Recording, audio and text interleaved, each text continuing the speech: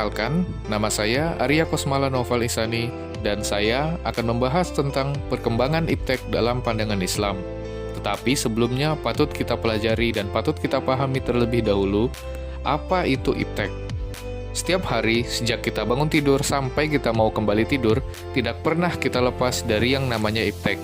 Iptek adalah ilmu yang membahas tentang teknologi seperti teknologi informasi, teknologi transportasi, dan lain-lain.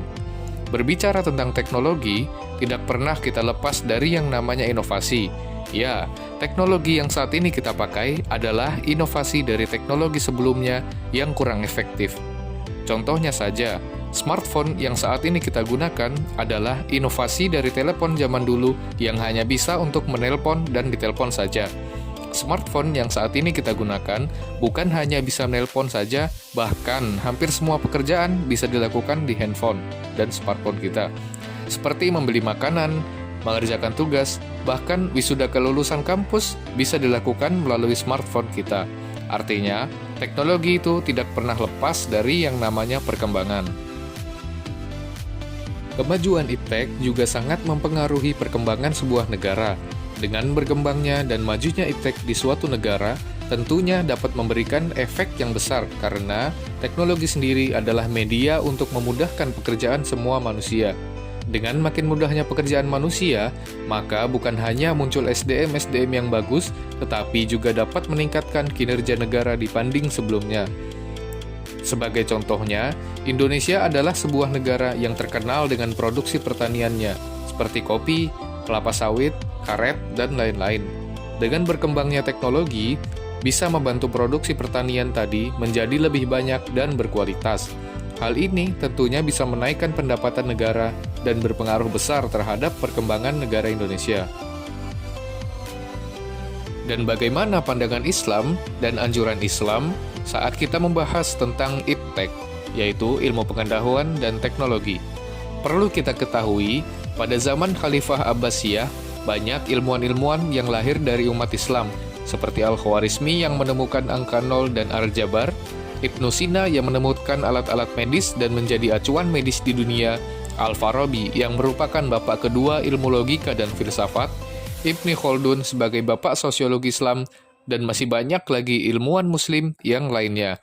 Ilmuwan-ilmuwan ini tidak hanya mempunyai kecerdasan intelektual, tetapi mereka juga mempunyai kecerdasan spiritual. Seperti kata Pak Albert Einstein, ilmu tanpa agama itu buta, dan agama tanpa ilmu itu lumpuh. Apakah Islam menganjurkan kita untuk menggunakan dan mengembangkan iptek? Tentu saja iya. Islam menganjurkan kita untuk menggunakan dan mengembangkan iptek.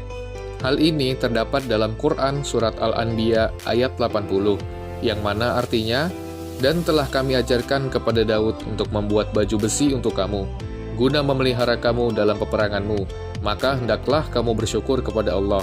Berdasarkan tafsirnya, Islam menganjurkan kita untuk menciptakan atau membuat alat yang dapat memudahkan pekerjaan kita. Dan itulah yang dinamakan teknologi. Teknologi memang memiliki dua sisi.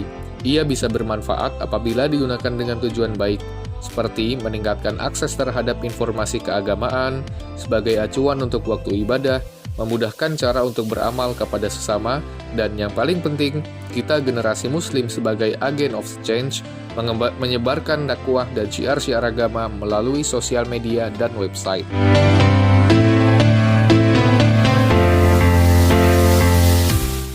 Inilah saatnya kita sebagai umat muslim untuk memanfaatkan teknologi dengan baik agar bisa bermanfaat untuk umat dan agama. Kalau bisa, kita jangan hanya memanfaatkan saja, tetapi juga mulai berkreasi untuk menciptakan teknologi baru yang mampu memajukan peradaban Islam. Terima kasih karena telah menonton video ini sampai habis. Kurang dan lebihnya saya mohon maaf. Wassalamualaikum warahmatullahi wabarakatuh.